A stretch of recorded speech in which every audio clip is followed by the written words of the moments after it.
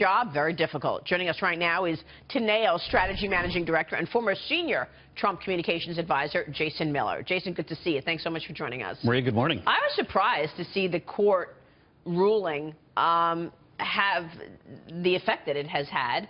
Does it undermine the president's leadership on this matter? Well, I don't think so, and I think the administration is very firm in their belief that ultimately the ruling here is going to go their direction. We have the three-judge panel taking a look at it this afternoon. But I think when you take a look at the broader picture here, this is something that the president ran on. Should be no surprise here. I mean, these are countries that were targeted and identified not just by President Obama, by the Congress before that. And so as we take a look at this, I think this is a bit of judicial overreach, and ultimately the administration will be successfuld the president be pointing his finger at a specific judge and say blame him if there's a terrorist action in the country? Should he be really getting that involved in politics with the court? Well, as we know, the president's going to speak his opinion, and this is something that isn't new, and certainly I wouldn't expect it to change. But again, when we talk about the potential threat and the risk that our country is facing, it only takes one incident for this to completely blow up on us, literally unfavorably. And so I think we have to take these steps, and we've seen too many attacks, whether it be in Germany, whether it be in France, whether it be here in the United States. The people wanted to see action. I think that's why they voted for President Trump this past November. But even his supporters were unnerved by him saying the so-called judge on Twitter, calling out the judge for his ruling. Well, again, this is a president unlike any president we've ever seen before, and he's willing to speak his mind. I think there's a big disconnect between the apoplectic breakdowns that we see at some news outlets and what the American people think. American people are very concerned about what's going on around the world. Do you think that there's been some problems with the messaging? There was the exchange about how it wasn't a ban, and now you've had various journalists going back to administration figures and pointing out that they were calling it a ban at different times. So even if the policy is going to remain unchanged from the administration's point of view, from a purely messaging perspective, do you think that there were some misses here? Do you think that that was part of why there was so much consternation in the first 48 hours or so of this, and continues to be, but particularly when it was first rolled out?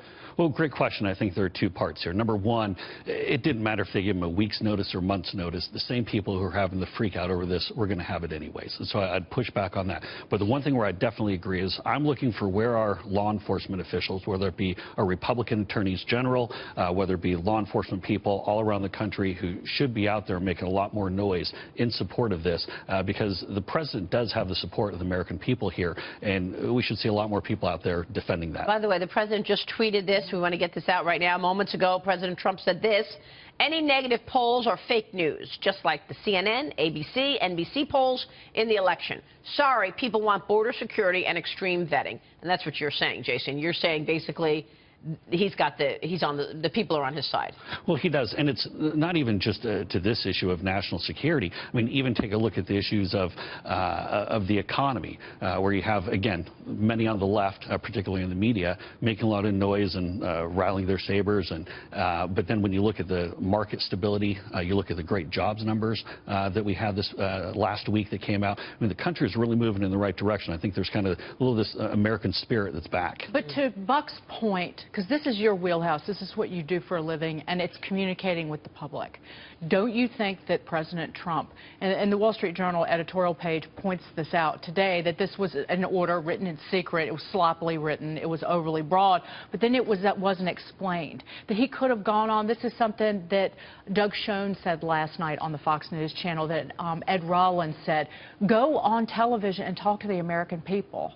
Rather than using Twitter and kind of throwing jabs at people, talk to the American people and say, this is why I'm doing it. And you could have done and say, we're executing this right now, and explain to people and give them a sense of security. Well, didn't they deserve that? Or did he not need to do it that day until his team was in place? Was it necessary to do it last week, maybe waiting for his team to get in place so that he could properly communicate it? Right. On national security, the president needed to act right away. This is something that the people spoke on when they voted him into office. But Spicer said there wasn't an imminent threat, though, which some people initially suggested, not out of the White House, but that was the thinking, that maybe there was something happening, that this needed to be implemented instantaneously. But it was a top campaign priority, and it's something that he needed to make good on for the security of our country. But again, to your point, I think you're exactly spot spot on that I would like to see more of the president out there.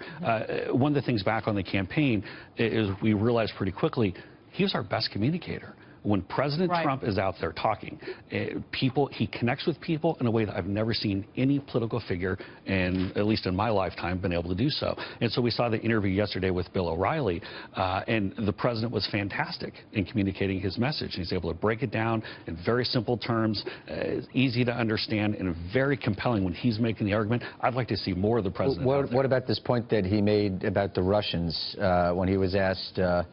He was told Putin is a killer and we have killers too. Was that on point?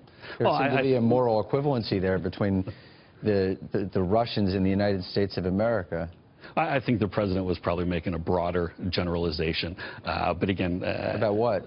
Well, I think just a broader generalization about the security of the country and the fact that we have to take a new look at some of the relationships and some of the countries that maybe have been identified as enemies in the past. Maybe there are some different ways where we can team up on them. But I think the main takeaway, though, is that this president's ready to lead and he's doing a good job so far. Because you don't equate Russia with America?